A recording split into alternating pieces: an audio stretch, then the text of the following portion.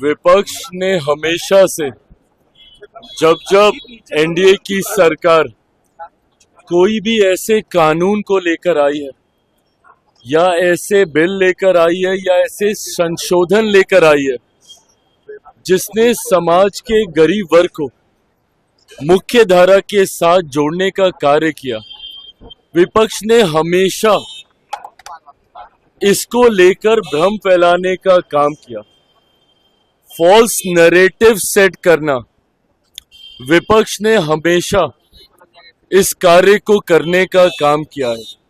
जितने भी दल हैं, इन लोगों ने जनता के बीच जाकर भ्रम फैलाना, झूठ बोलना, फॉल्स नैरेटिव सेट करना, निरंतरता में ये काम जितने भी विपक्ष के घटक दल हैं उनके द्वारा किया गया।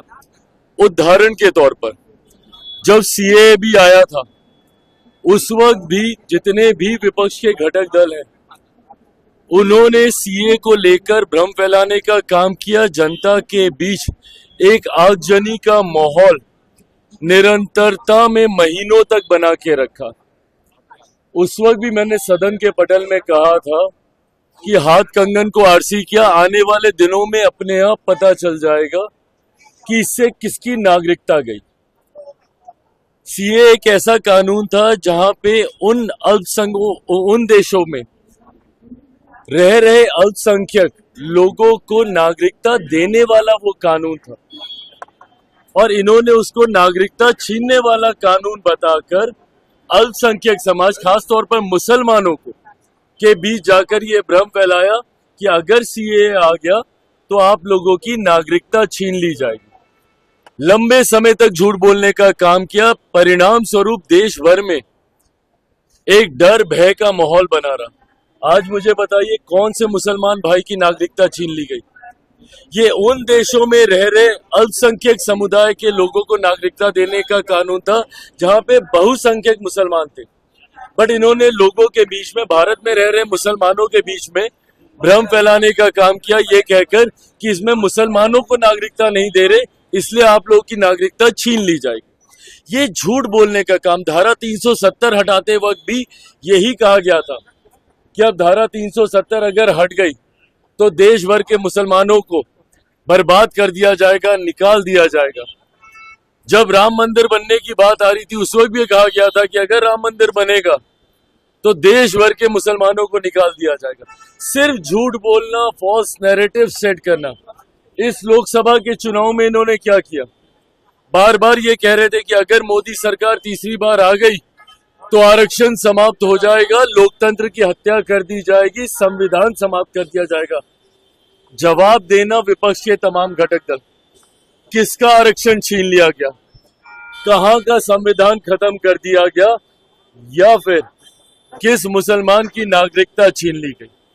सिर्फ झूठ बोलकर, डर का माहौल बनाकर आप अपने वोट बैंक को संभाल के रखते हैं। ये सोच गलत है।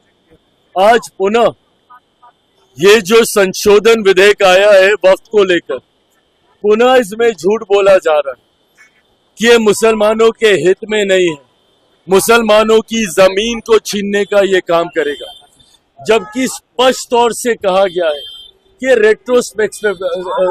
रेट्रोस्पेक्टिव है।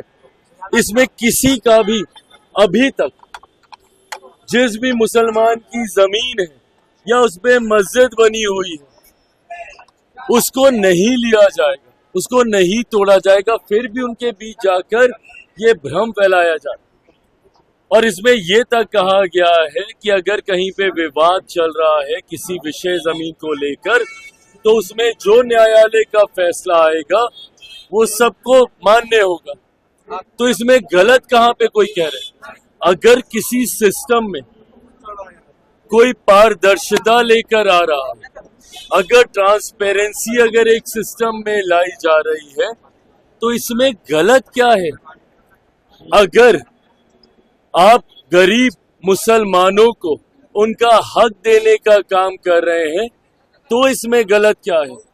आज की तारीख में कई ऐसे मसले हैं जहां पे मुसलमानों की जमीन का विवाद ही वक्फ बोर्ड के साथ चल रहा है। पर अफसोस की बात यह है कि उनको न्यायालय तक जाने का मौका नहीं दिया जाता था। इसके बाद कम से कम वो न्यायालय जा पाएंगे, अपने हक के लिए न्याय की मांग कर सकेंगे। तो इसमें गलत क्या है? मैं मानता हूं कि आज विपक्ष जो इसको लेकर एक भ्रम का माहौल खड़ा करने का प्रयास कर रहा है, महीने, 2 महीने, 3 महीने, 4 महीने अपने आप मुसलमान भाइयों को ये पता चल जाएगा कि इससे क्या सही में उनका कोई नुकसान हो रहा है या उनका भला हो रहा है।